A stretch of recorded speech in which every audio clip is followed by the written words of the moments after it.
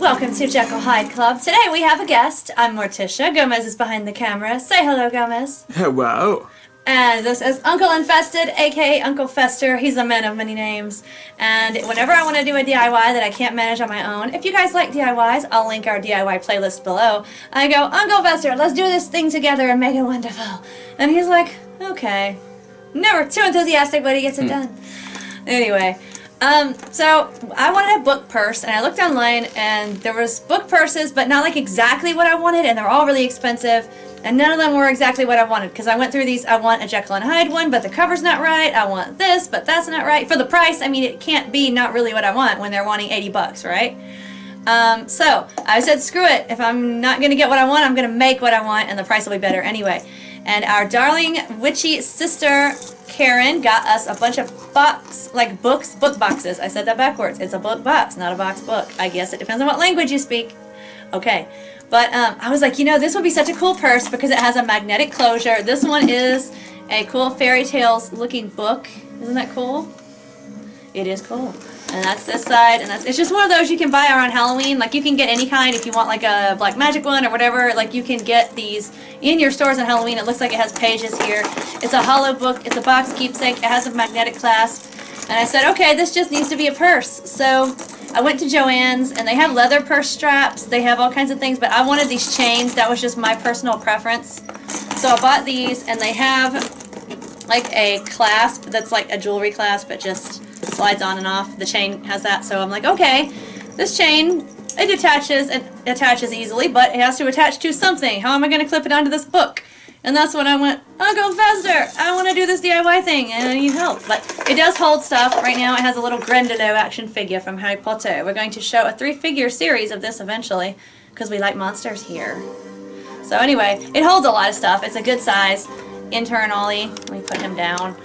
This is how it looks inside, and I'm showing that because I want to show the way Uncle Fester attached it. You see this, and he had to drill. He's going to tell you how he did it, but this is the part he had to attach and how it looks here so that I could put the chain on it. If you want to do that yourself or get your uncle to help you, he's going to tell you what to do.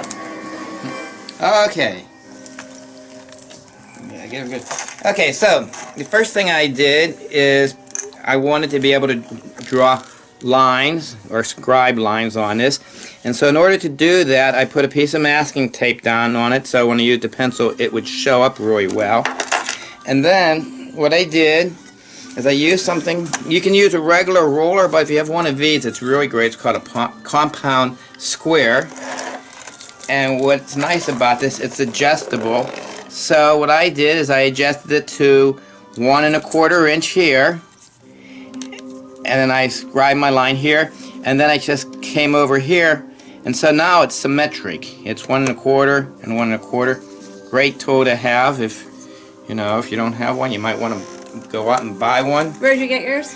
You can get this at Home Depot. They're only maybe about $5 or something. And you can order online if you don't have one in your town. Yeah, or you can maybe get these at Walmart. They're probably in most stores. You can probably get these at and what's it called again? It's called a compound square because you can make it, yeah. Yeah, and it's adjustable. So it's like a fun toy. Yeah, it's a very fun tool to use. So anyway, so this type of bolt here is referred to as an eye bolt.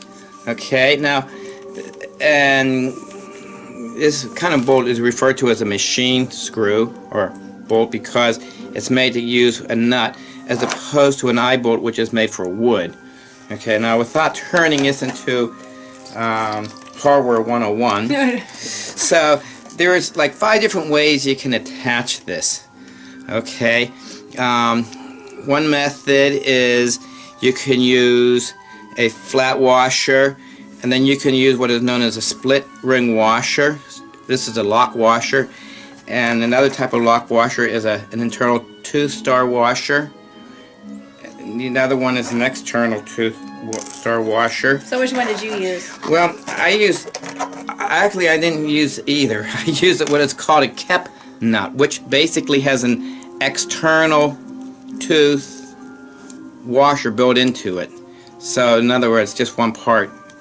Okay. This is how you and your uncle who makes things, or your husband, can chill together, because you understand the part I said and they'll understand the part he's saying. Yeah. So what's really nice... It's a bonding experience. Another thing too, like, so here we take a regular nut, and you could see that it moves really easy.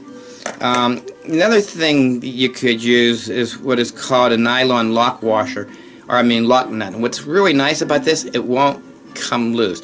The only way you can use this, you have to actually use a pair of pliers or a wrench or a nut driver or a socket to actually tighten it. So what did you drill the hole with? Oh, I just used a, well, let's see, probably I did this on my drill press, but you could probably use a regular electric drill. And it's probably about an 1/8 inch diameter. And I have a metal plate. It's a screw plate. So what I always do is I always put my screws through it to see what clearance holes I need. So you use the square thing to measure the drill hole, right? No. Well, I use what is called a drill plate, and it has a series of holes in it. And what you do, I should have didn't think of bringing it with me, but and they might go for about $10. But you can take any screw you want, and what you do is on this plate you stick it through the hole, and you say, well, will this clear the hole? And then it has a number etched into it or stamped into it, and that tells you what size drill bit to use. So that could be good for torturing people too. Yeah, I suppose. So anyway, what I did is figure out what size drill bit I needed to clear this, and it might have been like a 1/8 or maybe like a 3/16 or something. So basically I did that. But the other thing I did too is I knew when I was going to close this, I had to make sure the nut, if you can see the thickness of this box, I had to make sure the nut wouldn't hit there. So that's basically why this sets in so far this way and this way, to clear this ridge here. Otherwise it would hit and it wouldn't have closed. Yeah, so you don't want it to go too close to the corner. Right. In fact, if you look over here, you can see how the nut, I don't know if you can see it, how the nut sets in there, how it clears, it doesn't, you know. And so what I did first is I drilled the back section first. Okay. Now the other thing is, when I did this, I did it on my drill press. So what I did is, once I drilled this hole, measured this hole up, I actually took a long drill bit and went straight down, so it drilled this hole simultaneously, so I got a perfect match. I didn't have to, because I couldn't, as you can see, there was no way I could get this in here to measure this on the tape. So anyway, like I said, there's about 5 different ways you can attach a nut to that. And probably kept nuts aren't, well, these aren't as common as your nylon lock nuts. And what made you choose this? It was just what you had? Yeah, I just got a gazillion of these things. Well, it works. It you works. know, so, you know, I just use what I have a lot of. But anyway, this is kind of how I envisioned it. As far as the... And I can change the straps if I want, because that will hook onto whatever straps I want. Yeah. The other thing, too, is you can see these eye bolts are going up and down. I could have just as easily had them on the horizontal plane, but it doesn't really matter. First he had to charge himself up with the light bulb, and then he was ready to go. Yeah.